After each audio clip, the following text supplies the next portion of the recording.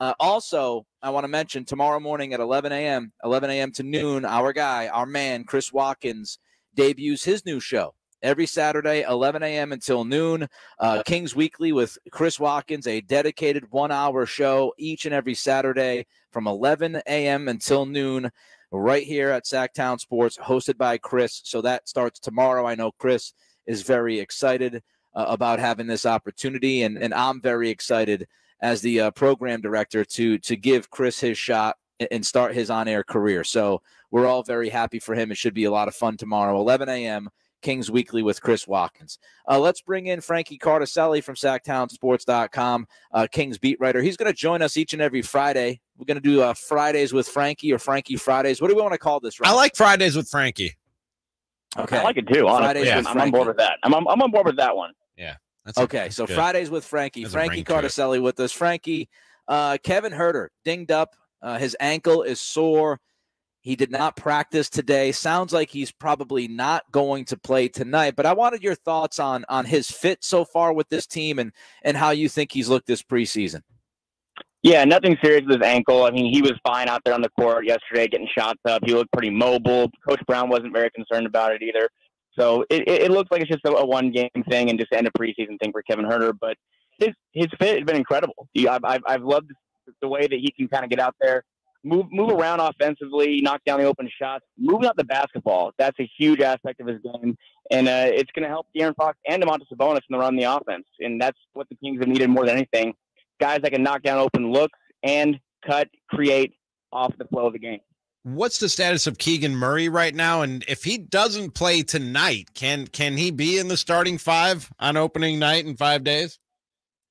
Yeah, I think things are kind of going that way. But before the Phoenix game, we saw at practice. Obviously, Keegan was absent, but it looked like KZ Okpala was either way, he wasn't going to start that game. So tonight, it's all kind of contingent on whether he's available or not. We don't know if Keegan's going to be available, but he was kind of going in that direction. If he's healthy, I would imagine he does start tonight. As for opening night, Coach Brown's pretty close to the vest about that. He seems like he is very high on KZ Okpala. The way I've kind of compared it to is in baseball, how you have like an opener that will open up games and you bring in your big arm behind him.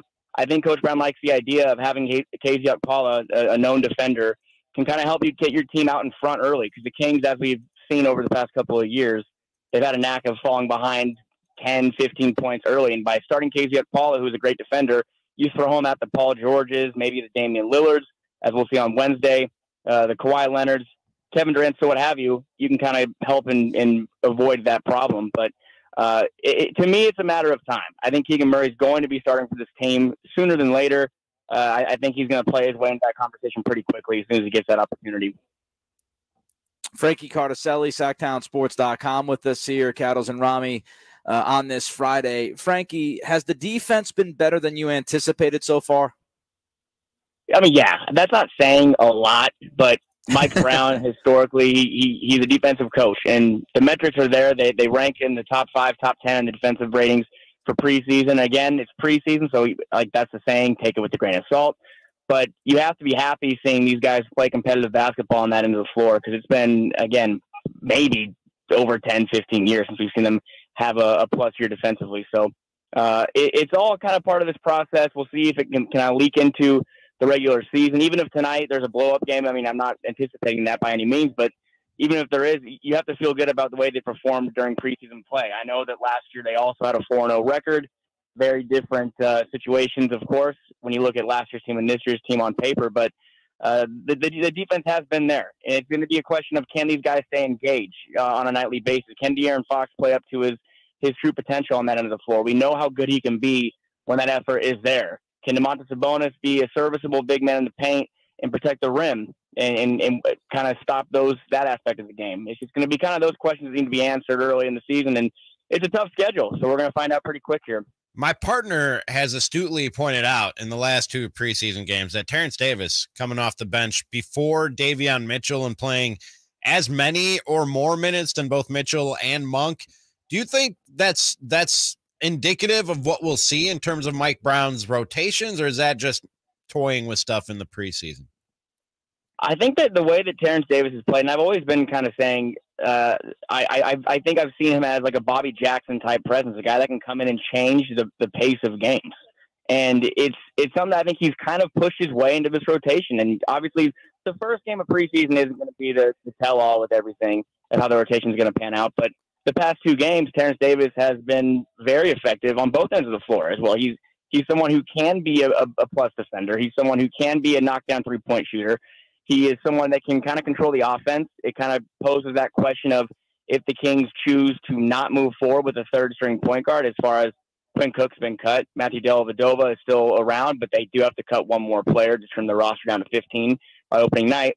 Maybe they do say, hey, Terence Davis, go out there and give us 6, 7, 8 minutes of kind of 1-2 combo minutes and play along Davion Mitchell, because Davion Mitchell, he can kind of knock down shots in a pinch as well. So we're going to see TD tonight, I would anticipate. I don't know about the opening night rotation, but my hunch would say he probably is going to get a few minutes here and there to begin the season. Frankie Cartoscelli with us. Just a couple more for you, Frankie. Any concern about the overall size of this roster? You know, we were talking yesterday, myself and Ramie, or it might have been 2 days ago, about any concerns we might have aside from maybe some defensive leakage. And to me, the size of this roster or lack thereof, and you mentioned Domas, you know, trying to protect at the rim. Do you have concerns about that? You know, the fact that the Kings do have Richaun Holmes back in the fold, and he is someone that was feeling happy, positive, said he's healthy after having the non-COVID illness. If he can go out there and play the defense that we saw over the past 2 seasons before the freak eye injuries happened. Now, Richaun wasn't one of the best rim protectors in the NBA by any means, but he's someone that can hold his own. And he was averaging about 1.5 blocks per game. And I believe that the numbers held up on that end, that he was a plus defender as well. But yeah, that's going to be a question. Domantas Sabonis is not known as a defender, and everyone's going to have to kind of take a step up on that end, as far as, especially in the Western Conference, where the Kings are going to be battling, 10, 11 teams for 10 spots. So it's going to be a question of, can everybody on the floor buy in, work with Mike Brown, his new staff, and just kind of take a step forward in that end. Season tips off Wednesday. What's Frankie's greatest concern and the thing he's most sure of when it comes to this Kings team?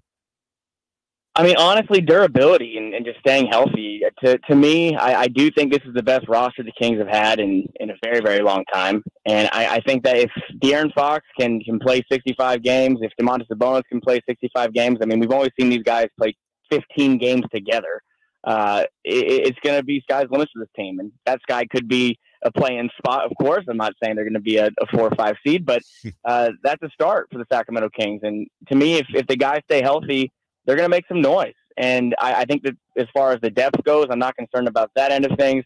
Obviously, the defense. My other biggest concern would be the defense. Can Mike Brown solve this 15, 16-year-long problem of Kings teams that cannot defend their own shadow? And that's just kind of been the biggest question. So staying healthy and playing defense, those are my 2 concerns. And if they can do both those things, they're going to be pretty good, in my opinion.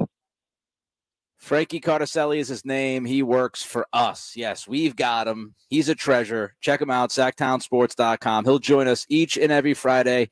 Frankie, thank you, buddy. We'll talk to you next week. Thanks, guys. See you later. See you later. There goes Frankie Cartoscelli. Again, does some great work at SactownSports.com. By the way, you can check out Coastside Medical Clinic, dedicated to providing breakthrough remedies for men. NFL picks for Week 6 coming up.